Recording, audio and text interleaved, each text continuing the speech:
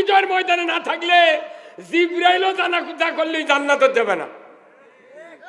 ওই 6 বার আর 7 বার জানাজা করবি সাতকান্তি, খালি আকাশমণি ডাললে কবরের মধ্যে রেডি হয়ে আছে। আল্লাহ কোথা থেকে এতক্ষণ নামে দেয় না কে? আর বাটাম ফাটামু কথা ঠিক কিনা? 14 বার দাঁড়িয়ে একবার বিশ্বনবী জানাজা করছে তাই মাফ করেনি, আরে আমাকে 8 মুন্সি দিয়ে 6 বার জানাজা করে কোনো লাভ হবে না। আমাকে পক্ষ নিতে হবে কার? আল্লাহর। আল্লাহর পক্ষ নিলে আপনাকে আল্লাহর পক্ষে কাজ করতে হবে। জান্নাত থেকে তারাই দূরে যাবে যারা আল্লাহর বিপক্ষে থাকবে। ধরে বলুন ঠিক কিনা? আমার একটা স্বপ্ন পূরণ করো ও গো দয়াময়, তোমার পথে চলতে গিয়ে মরণ যেন হয়। আমার একটা স্বপ্ন পূরণ করো ও গো দয়াময়, তোমার পথে চলতে গিয়ে মরণ যেন হয়। আমি অটল যেন থাকতে পারি আল কোরআনের পথে, ধৈর্য নিয়ে চলতে পারি দিন কায়েমের পথে। আমায় ধৈর্য দিও, সাহস দিও ও গো দয়াময়, তোমার পথে চলতে গিয়ে না পাই যেন ভয়। আল্লাহর পথের পথিক যারা, তাদের যেন আল্লাহ সাহস দেয়। ধরে কোন আল্লাহু আকবার।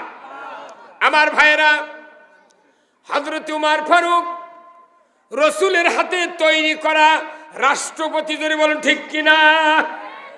এই পৃথিবীর জমিনে কিয়ামত পর্যন্ত যতই বাদশা আসুক, যতই প্রেসিডেন্ট আসুক, যতই প্রধানমন্ত্রী আসুক, অর্ধেকটা পৃথিবী শাসন করার যোগ্যতা কারো হবে না, কারো হবে না।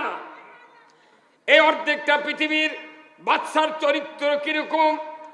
যে চরিত্র ছিল ইসলাম গ্রহণের আগে, ওই চরিত্র পরিবর্তন করে কোরআন শোনার পর যে চরিত্র তার ভেতরে প্রবেশ করে দিয়েছিলেন আল্লাহ, এই চরিত্র যখন ইসলামী রাষ্ট্রের প্রধান হয়ে গেলেন, হযরত উমর ফারুক রাস্তা দিয়ে রাতের অন্ধকারে একা একা ঘুরে যাচ্ছেন, একা একা ঘুরতেছেন কোন প্রজার কি দুঃখ, কার কি সমস্যা দেখার জন্য। হঠাৎ করে একদিন গভীর রাত্রিতে মরুভূমির প্রান্তর দিয়ে চলে যাচ্ছেন। যাইতে যাইতে যাইতে যাইতে উমর ফারুক দেখেন মরুভূমির মাঝখানে একটা ঝুপড়ির ভেতরে টিম টিম করে বাতি জ্বলছে। উনি সেখানে হাজির হলেন। হাজির হওয়া মাত্রই ভেতর থেকে কান্নার আওয়াজ তার কানে ভেসে এলো। আল্লাহু আকবার। একা একা ঘুরতেছেন, আর আমাকে একটা চৌকিদার একলা বাড়াবার পারবে না। চৌকিদার পর দিতে আবার আনসার লাগবে, কথা কয় না বারে। কিন্তু অর্ধেকটা পৃথিবীর বাদশা একা একা মরুভূমির ভেতর ঘুরতেছে। আল্লাহু আকবার। এই কথাগুলো শুনে কি ফুর্তি হয় না? জোরে কোন আল্লাহু আকবার। এই যে এই মাপলা আল্লাহ কিছু কয় না বারে, কি দে ওই যে আপনার ডাইনি ভাই, আপনি তো করছেন আপনার ডাইনি। হ্যাঁ হ্যাঁ, ও ডাক্তার বোধহয় কথা কবার মানা করছে, কথা কর।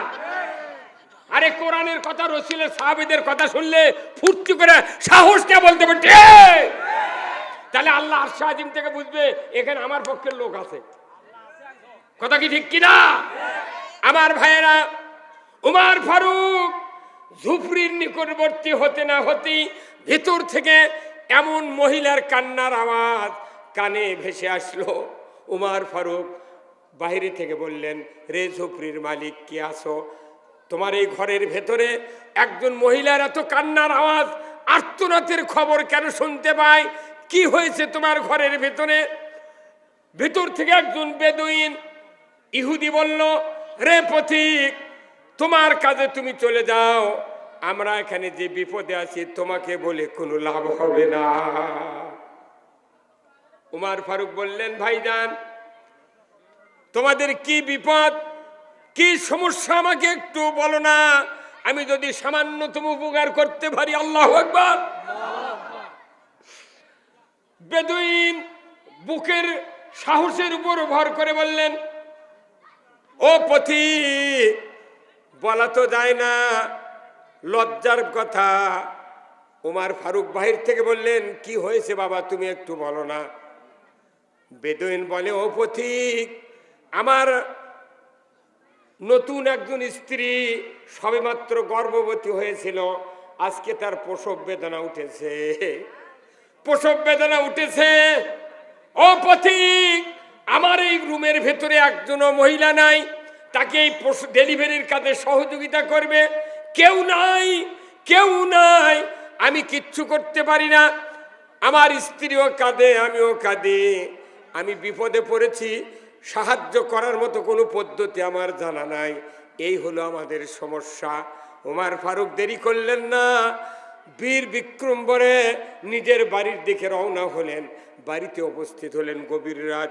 স্ত্রীকে ডাক দিলেন, প্রাণের স্ত্রী ওঠো, ও আমার স্ত্রী উঠো, তাড়াতাড়ি করে ওঠো, জান্নাত যদি ক্রয় করতে চাও তাহলে আমার সাথে রাস্তা ধরো। আল্লাহু আকবার। আল্লাহর নবীর সাহাবী আমিরুল মুমিনিন ওমর ফারুকের স্ত্রী বললেন, প্রাণের স্বামী, অর্ধেকটা পৃথিবীর বাদশা, আপনি জান্নাত ক্রয়ের জন্য রাত্রে একা একা ঘুরে ঘুরে প্রজাদের দুঃখ দুর্দশা দেখছেন, আপনি কেন ওই জান্নাতটা ক্রয় করতে পারলেন না? আল্লাহর নবীর সাহাবী ওমর ফারুক অর্ধেকটা পৃথিবীর বাদশা বললেন, ওগো স্ত্রী, যে জান্নাত বিক্রয় হবে এটা পুরুষের জন্য নয়, এটা হলো মহিলাদের জন্য। ধরে কোন আল্লাহু আকবার। আল্লাহর নবীর সাহাবী ওমর ফারুক অর্ধেকটা পৃথিবীর বাদশা বললেন, ও স্ত্রী, কিছু নতুন পুরাতন কিছু শুকনো কাপড় চোপড় নাও, খাদ্য খোরাক নাও, আমার সাথে চলো। মরুভূমির প্রান্তরে একজন বেদুইনের স্ত্রীর প্রসব বেদনা উঠেছে, তোমাকে ডেলিভারির কাজে লাগতে হবে, তাড়াতাড়ি করে এই সন্তান ডেলিভারি করে দিয়ে তুমি চলে আসবে, আমি বাইরে দাঁড়িয়ে থাকব। খবরদার তুমি পরিচয় দিবে না, তুমি আমিরুল মুমিনিন ওমর ফারুকের স্ত্রী, এটা বলবে না। আমাদের দেশে 4 হাত রাস্তা দিতে পারে, ওটি নেম প্লেট দিয়ে হয় অমুক নেতার সৌজন্যে। আর অর্ধেকটা পৃথিবীর বাদশা স্ত্রী শিখে দিচ্ছে, খবরদার পরিচয় দেবে না যে তুমি আমিরুল মুমিনের স্ত্রী, তুমি খালি সন্তান ডেলিভারি কাজ করে দিয়ে চলে আসবে। ওমর ফারুক বাহিরে দাঁড়ালেন, বেদুইনকে ডাক দিলেন, বেদুইন বাহিরে আসো, তোমার জন্য একজন সাহায্যকারী, তোমার স্ত্রীর সাহায্যকারী নিয়ে এসেছি, ভেতরে ঢুকবে, তুমি দাঁড়িয়ে থাকো দরজায়। ওনার স্ত্রী ভেতরে গেলেন, শিক্ষিতা নারী, ওমর ফারুকের স্ত্রী, অর্ধেকটা পৃথিবীর বাদশার স্ত্রী, ডেলিভারির কাজে বেদুইনের বাড়িতে ঢুকলেন। কোন সুবহানাল্লাহ। এখনকার একটা মেম্বারে বুক ডাকলে যাবি রাত্রেরা? হ্যাঁ হ্যাঁ, দিনতি যাবে না, মরে থাক। তাহলে বুঝিন কাকে বলে ইমানদার চরিত্রবান। আল্লাহু আকবার। আমার ভাইয়েরা, ওমর ফারুকের স্ত্রী ভিতরে ঢুকলেন, তার শিক্ষিত হাতের স্পর্শে অল্পক্ষণের ভিতরে বেদুইনের স্ত্রীর গর্ভ থেকে ফুটফুটে একটা ছেলে সন্তান ভূমিষ্ঠ হয়ে গেল।